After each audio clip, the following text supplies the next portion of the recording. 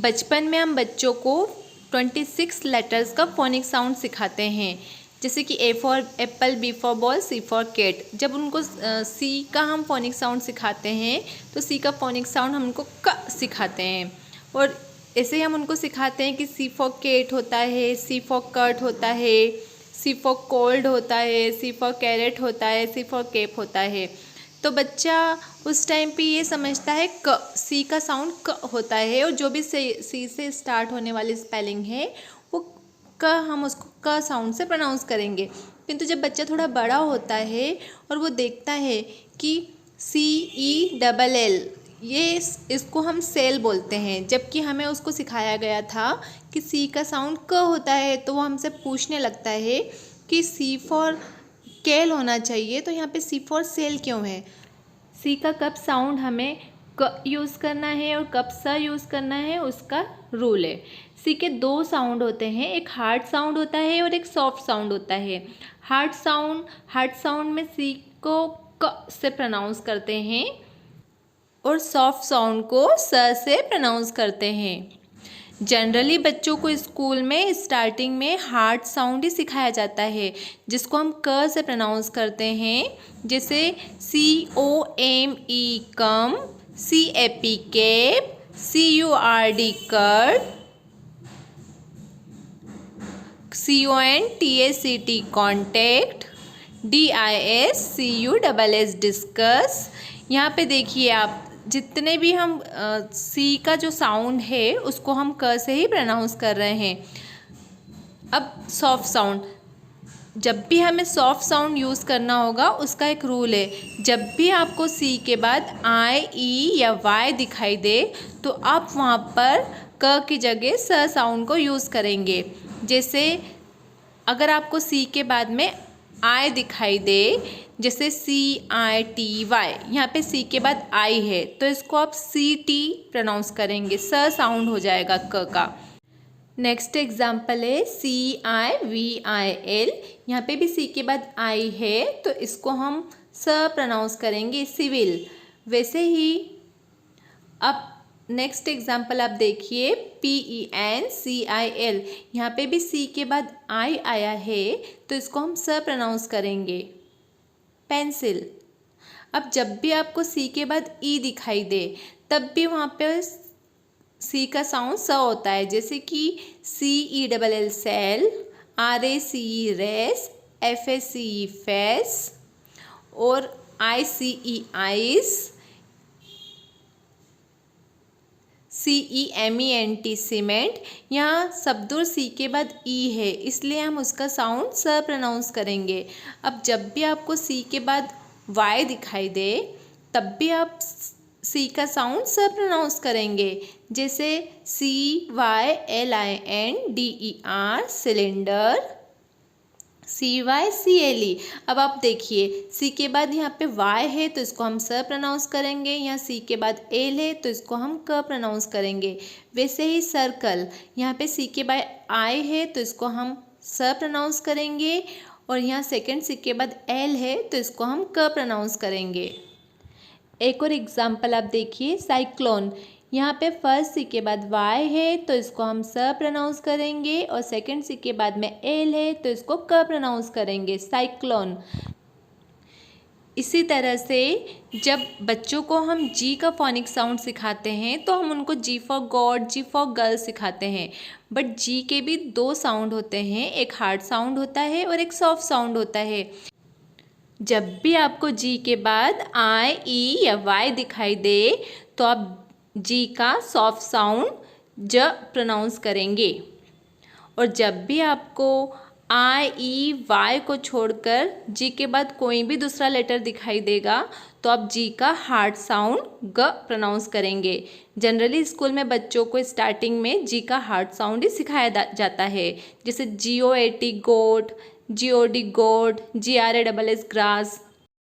अब मैं आपको कुछ एग्जाम्पल्स बताती हूँ हार्ड साउंड के। GOAT गोट, GO गो, GOLD गोल्ड, यहाँ देखिए जी के बाद ओ है और तो यहाँ पे हम ग साउंड प्रोनाउंस करेंगे क्योंकि ये हार्ड साउंड है। यहाँ पे आई ई वाई नहीं आया है। जब भी आपको आई ई वाई नहीं दिखाई दे, उसको छोड़ के जो भी लेटर दिखाई दे तो आप उसको हार्ड साउंड से प्रोनाउंस करेंगे। ऐसे ही एक और एग्जाम्पल देखिए, GLUE ग्लू। यहाँ पे जी के बाद एल आया है तो इसको हम ग्लू बोलेंगे, ग साउंड प्रोनाउंस करेंगे। GUN gun. अब हम जी का सॉफ्ट साउंड देखेंगे। जब भी जी के बाद आपको आई ई वाई दिखाई दे तो जी का हम ज साउंड प्रोनाउंस करेंगे। अब जी के बाद अगर आपको आई दिखाई दे, एग्जाम्पल मैजिक, MAGIC, यहाँ जी के बाद आई है तो इसे हम मैजिक प्रोनाउंस करेंगे।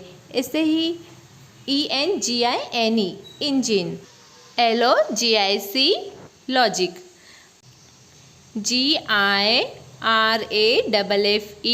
जिराफ। अब इसी तरह जब भी आपको जी के बाद ई लेटर दिखाई दे तो वहाँ पर हम जी का सॉफ्ट साउंड ज प्रोनाउंस करेंगे। जैसे page, PAGE page, LARGE large, GENERAL general, GENTLE gentle, GERM जम।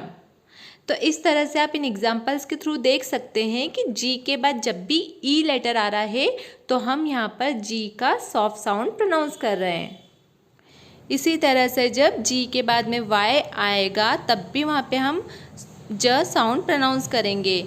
जैसे ENERGY energy, GYM gym, GYMNASTIC gymnastic, EGYPT Egypt, ALLERGY allergy. अब ये फोनिक ऑफ रूल पूरी तरह से भी फिक्स्ड नहीं है। जी के केसेस में बहुत सारे एक्सेप्शंस हैं। बहुत सारे वर्ड्स ऐसे हैं जिनमें जी के बाद आई ई वाई तो आता है बट हम वहाँ पर जी का सॉफ्ट साउंड ज प्रोनाउंस नहीं करते हैं।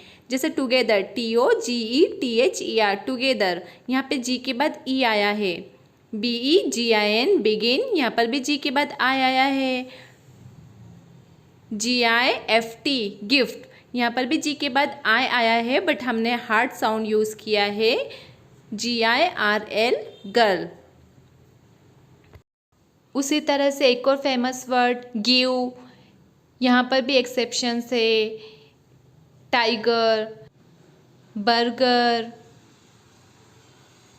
यहाँ पर भी आप जी के बाद देख सकते हैं ई आया है बट हमने जी का हार्ड साउंड ही यूज़ किया है।